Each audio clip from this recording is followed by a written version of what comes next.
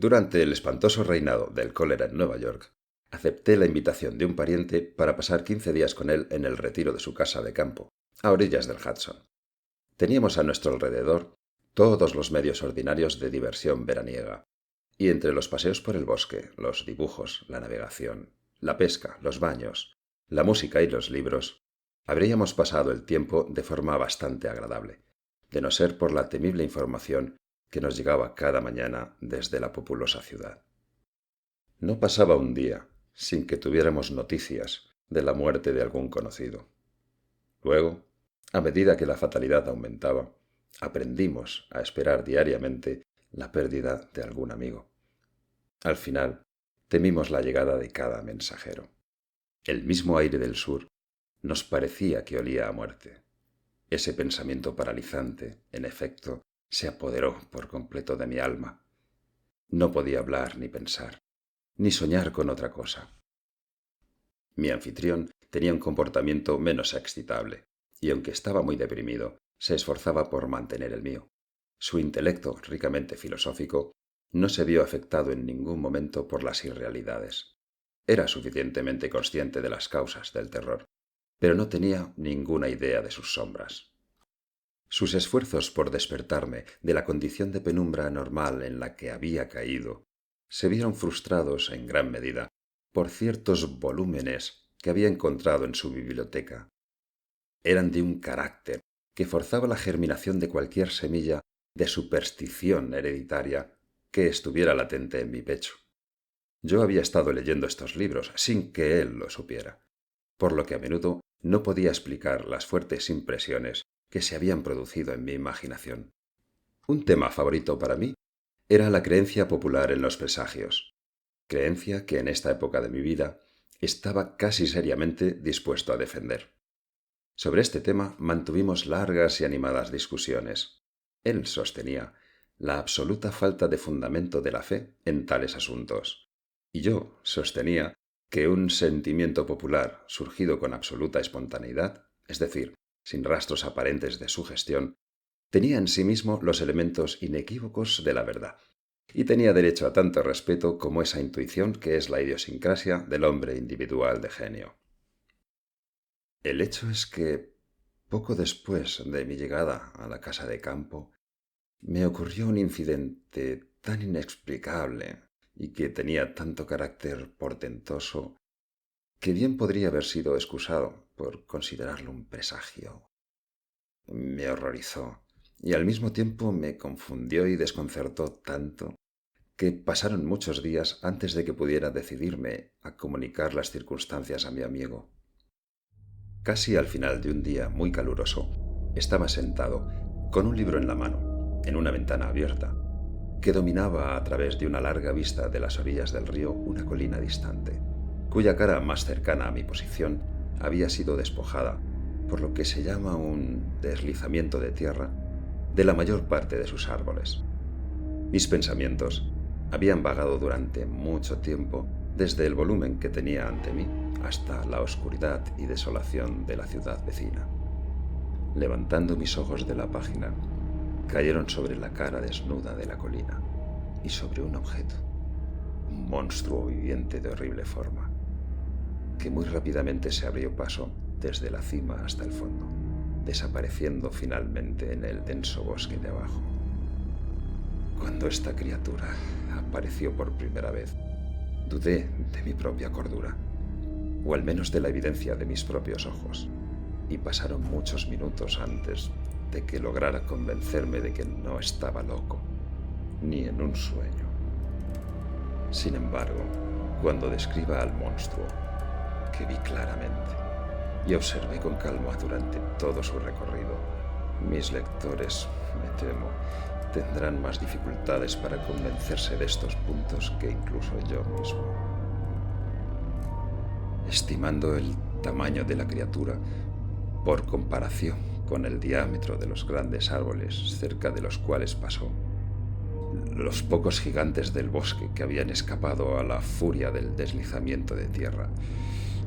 Concluí que era mucho más grande que cualquier barco de línea existente. Digo barco de línea porque la forma del monstruo sugería la idea. El casco de uno de nuestros 74 podría dar una idea muy aceptable del esquema general. La boca del animal estaba situada en la extremidad de una probóscide de unos 60 o 70 pies de longitud y tan gruesa como el cuerpo de un elefante ordinario. Cerca de la raíz de la trompa había una inmensa cantidad de pelo negro y desgreñado, más de lo que podría haber aportado el pelaje de una veintena de búfalos. Y de este pelo se proyectaban hacia abajo y lateralmente dos colmillos brillantes, no muy diferentes de los del jabalí, pero de dimensiones infinitamente mayores.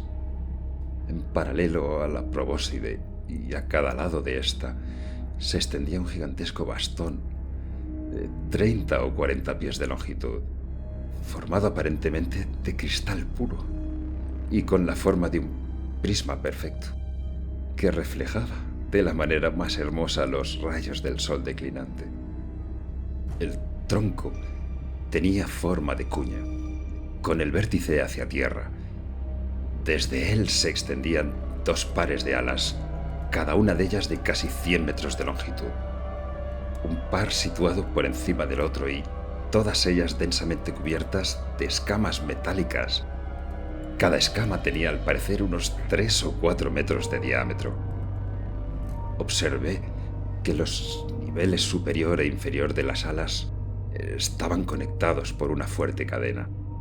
Pero la principal peculiaridad de esta horrible criatura era la representación de una cabeza de la muerte que cubría casi toda la superficie de su pecho y que estaba trazada con tanta precisión en un blanco resplandeciente sobre el fondo oscuro del cuerpo, como si hubiera sido diseñada allí cuidadosamente por un artista.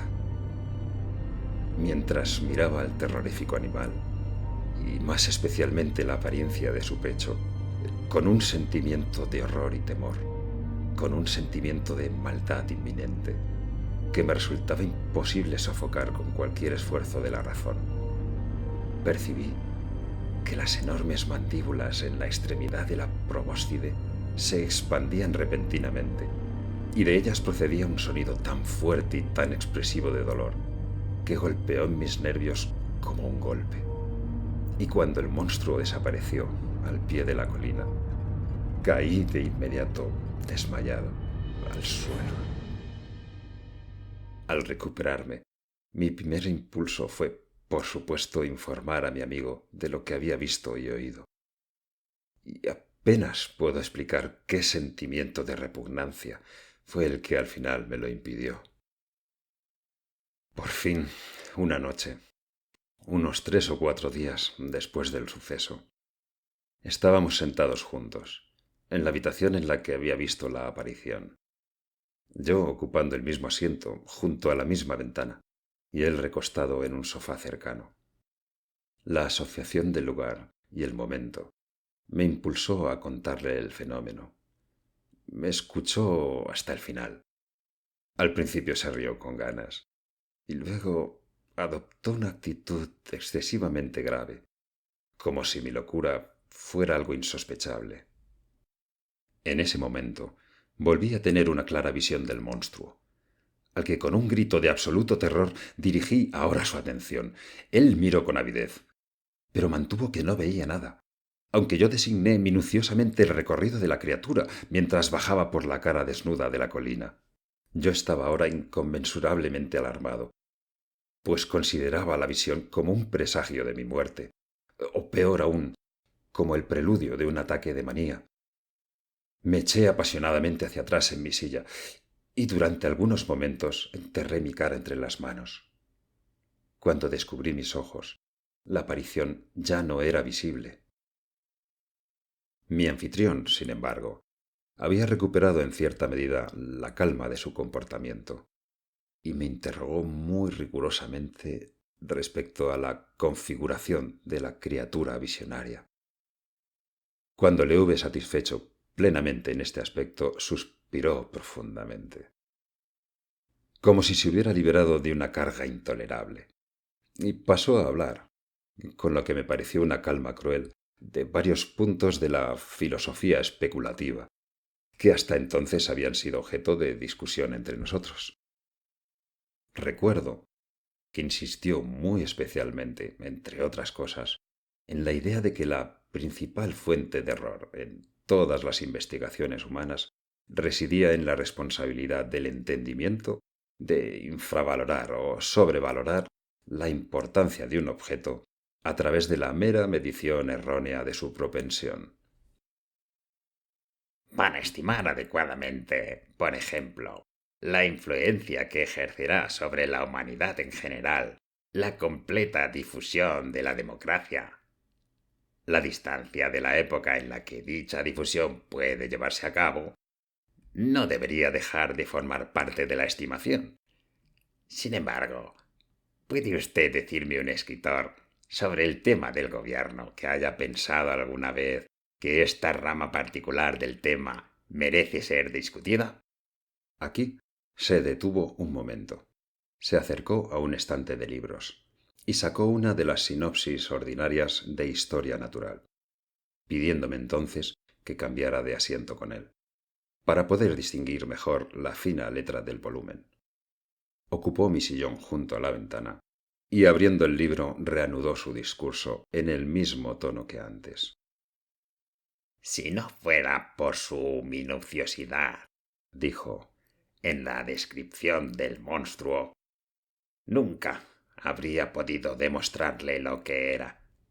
En primer lugar, permítame leerle un relato escolar sobre el género esfinge, de la familia crepuscularia, del orden Lepidoptera, de la clase de los insectos. El relato dice así: 4 alas membranosas, cubiertas de pequeñas escamas, coloreadas de aspecto metálico. La boca forma una probóscide enrollada, producida por un alargamiento de las mandíbulas, a cuyos lados se encuentran los rudimentos de las mandíbulas y los palpos vellosos. Las alas inferiores, retenidas a las superiores por un pelo rígido.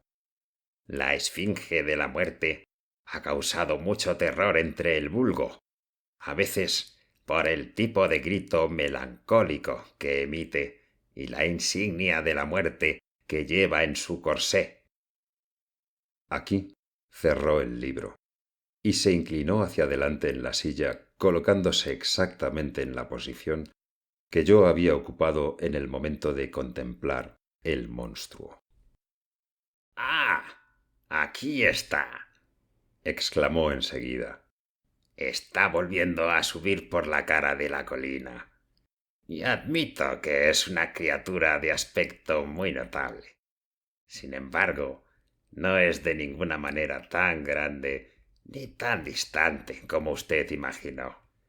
Porque el hecho es que al retorcerse por este hilo que alguna araña ha tejido a lo largo de la hoja de la ventana, me parece que está a unos 16avos de pulgada en su longitud extrema, y también a unos 16avos de pulgada de distancia de la pupila de mi ojo.